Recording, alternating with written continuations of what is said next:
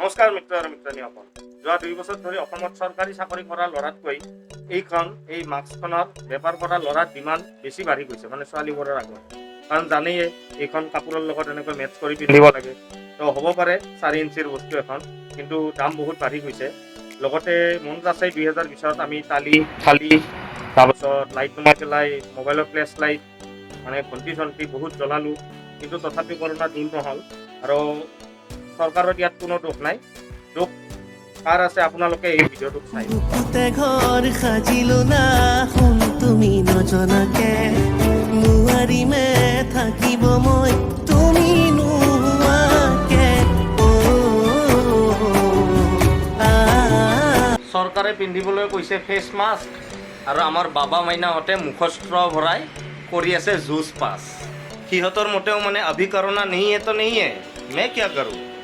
মিত্ৰ আৰু মিত্ৰাণীসকল, এইবোৰ কৰিলে কৰোণা পেচেণ্টে বৃদ্ধি হয়, মৰম বৃদ্ধি নহয়। আৰু বৰ্তমান এই কৰোণা কালত এইবোৰ কৰা আৰু শ্মশানৰ আগত গৈ পেলাই চেলফি তোলা, আৰু চেলফিত কেপশ্যনত এনেকৈ লিখা যে কামিং চুন, একেই কথা।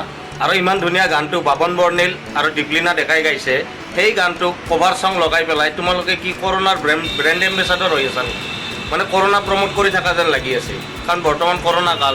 এইটো সময়ত কিন্তু মিত্ৰ আৰু মিত্ৰাণী এইটো ভুল নকৰিব, নহ'লে কিন্তু bye bye tata goodbye गया ना ना ना क्या हुआ कुछ बचा ही नहीं।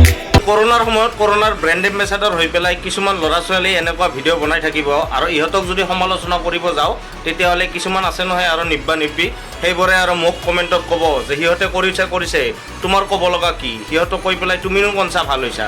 মানে ভাই কথাটো কি মানে পেট্ৰলৰ দাম যদি বৃদ্ধি হয়, যে 100 টকা পেট্ৰল হৈছে, তেতিয়াহ'লে মই যদি ক'ব যাওঁ যে পেট্ৰলৰ দাম বৃদ্ধি হৈছে, তেতিয়াহ'লে কি ময়ো কি চৰকাৰৰ পক্ষত লোৱা হৈ যাব, নে মই বিৰোধ কৰা হৈ যাব?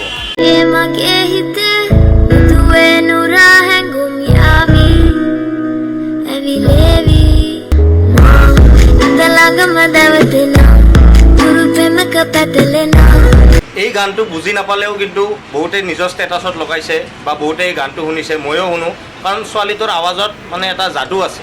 কিন্তু নাই, আমাৰ যিবোৰ ৰেপটেলছ আছে সেইবোৰৰ চৰ্দাৰ আমাৰ হিৰো আলম থাকিব নিদিয়ে এই ভাল গানটোকো ভাল হয়। কে মাগে হিতে মুদিয়ে নুৰাহে গুম ইয়াবি আবলেবি মা হিতে লাগাম দিয়তনা হিৰু প্ৰেমিকে পাটেলেনা লুয়ানাৰি মনহাৰি টুকুমালি নামাথামা হিতে লাগাম দিয়তনা।